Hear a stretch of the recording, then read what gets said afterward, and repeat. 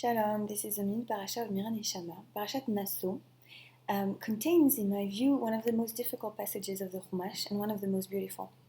The most difficult is the passage that talks about the sota, the woman who is being, that her husband suspects that she's being adulterous.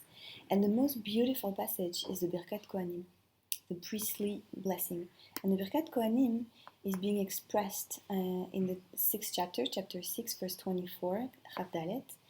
And here it goes. Yevarechecha Hashem ve'yishmerecha. May God, life, bless you and keep you, protect you. Ya'ir Hashem panav elecha ve'yechuneka. May God shine its face upon you and make you grace. Be graceful to you, gracious. Yisa Hashem panav elecha ve'yasem lecha shalom. May God lift its face towards you and place upon you peace. This blessing in itself is very, very deep and beautiful. But I want to go one step before to something that I find even more powerful, perhaps, which is the bracha, the blessing that the priests are to recite before performing this blessing to us.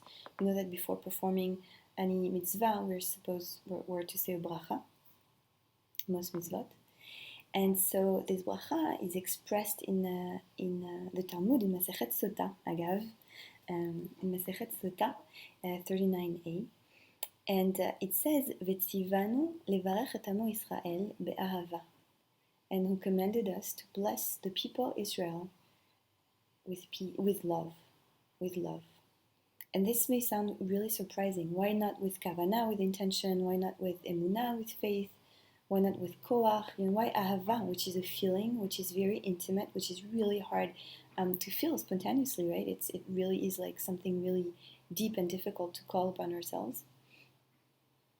And Rabbi Jonathan Sachs, the former chief rabbi of Great Britain, in his very beautiful commentary on Parashat Nasso, has a very interesting explanation, which is that to him the Kohanim are kelim, they're like vessels, channels, to convey the divine blessing and energy and love towards us.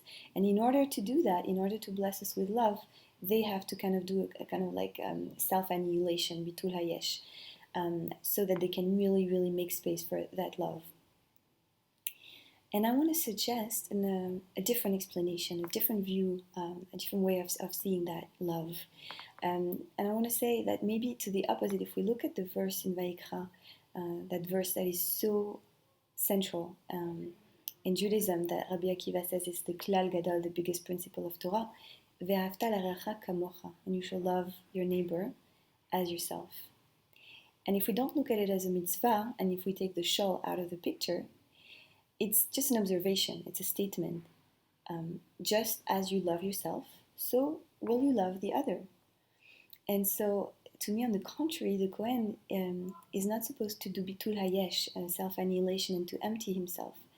Almost to the contrary, there is this kind of requirement for him to be in his own center, be in his own substance, and feel, first of all, love for himself, so that he can love others. And that love is a love that's much bigger. It's a love that actually we tell God that He has for us. In the Shema, in the prayer Shema, and we said He loved us with ahavat olam, with an eternal love. He loved us, and so that's the kavanah I wanted to share with you for this week. Is that may we feel that love that is being mirrored, this kind of triangle from love to us, from God to us, from us to God, from us to each others. And may we actually not only feel it and mirror it, but actually enact, embody it, and express it through our everyday actions. This was the mini Parasha of Mira Neshama. Please like, share, comment. Shabbat Shalom.